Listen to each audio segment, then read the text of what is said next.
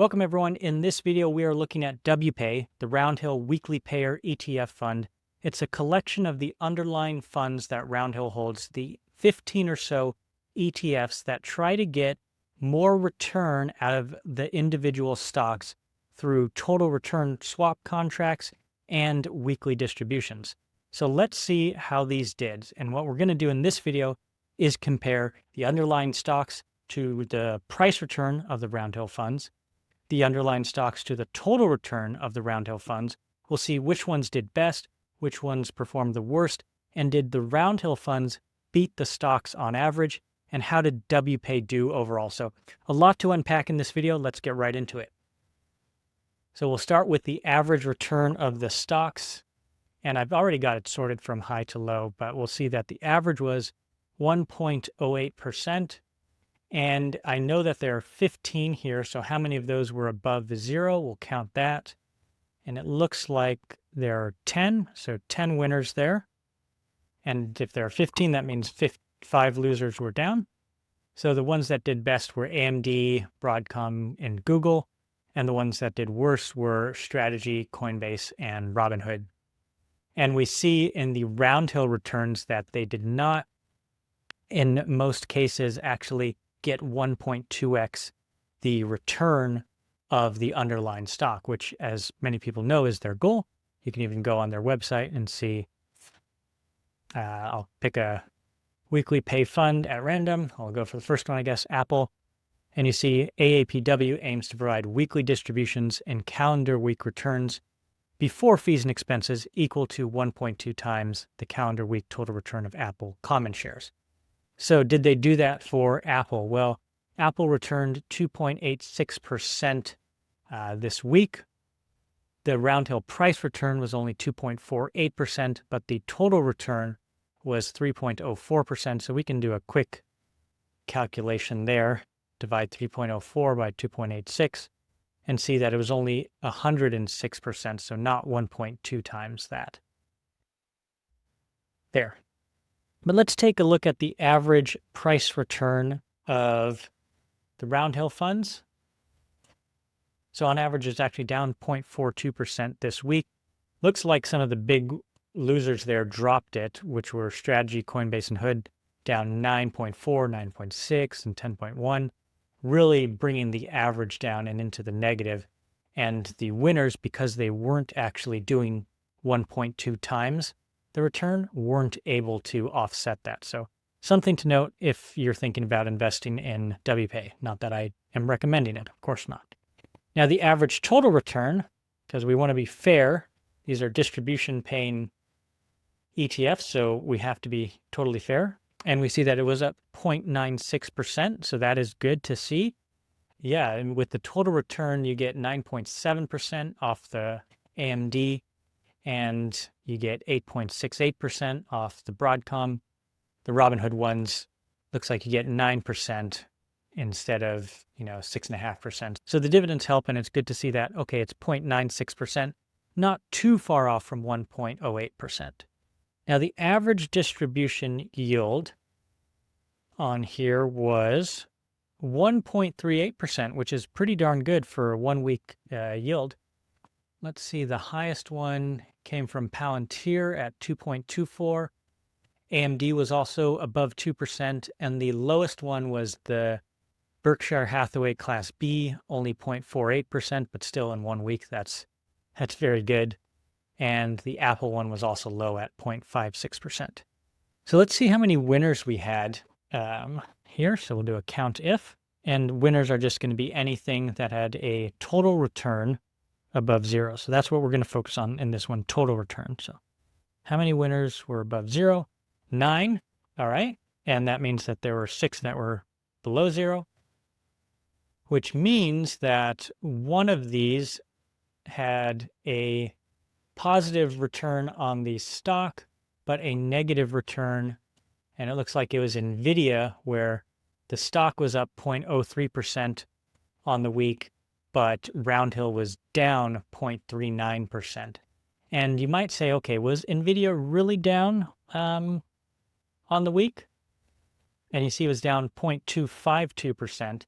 but the way Roundhill measures their returns is not necessarily the opening price on Monday and the closing price on Friday. It's actually the closing price on the previous Friday and the closing price on this Friday. And if you don't believe me, I'll let you read through the prospectus, but it's on page 6 of the prospectus, or page 3, but page 6 if you grab the PDF. So you can see that the proof's there.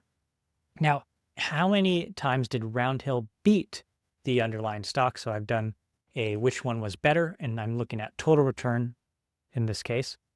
So we will sort that, and we see Roundhill 8 times. So 8 times the Roundhill fund on a total return basis actually beat the underlying stock, and 7 times then that the stock outperformed Roundhill. So that's kind of interesting to see. And if we just take a look at how WPAY did overall, we're talking about WPAY, the fund that owns all of these, plus the cash, we see that price return, it was down 0.19%. But again, that's measuring from last Friday's close, where the markets really sold off, to this Friday's close, which was a little more muted. Not so much news there. Now, as for the yield, the way the distributions for WPAY work are a little bit tricky. If we look at the website, we see that they paid it on the 15th, which was Wednesday. They paid 86 cents.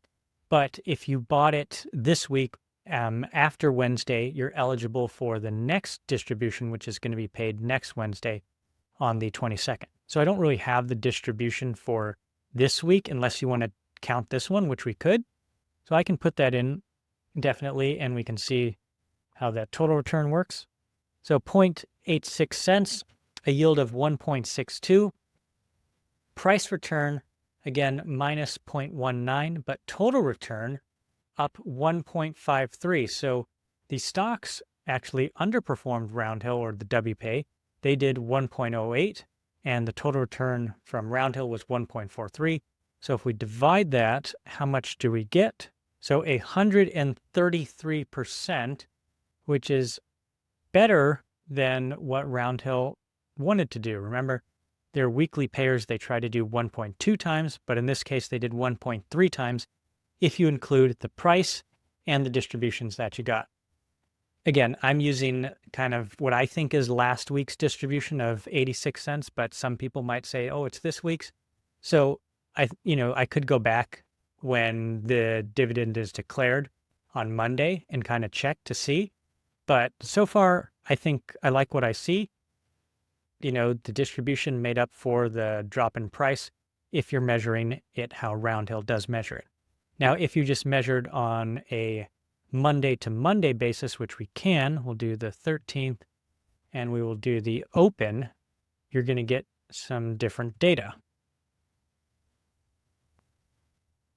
So if we truly looked at a true calendar week, which was Monday open to Friday close, Roundhill opened at 54.07 on the 13th, and it closed at 52.66 on Friday. The yield was only 1.58%. The price return was down 2.61%, and the total return was down 1%. But then, you'd have to go back and change all the dates on these stocks as well, which is exactly what I did. I went to the stock start of the week price, and I adjusted so that it was looking at the opening price on Monday the 13th, and I pulled that down for all of these funds.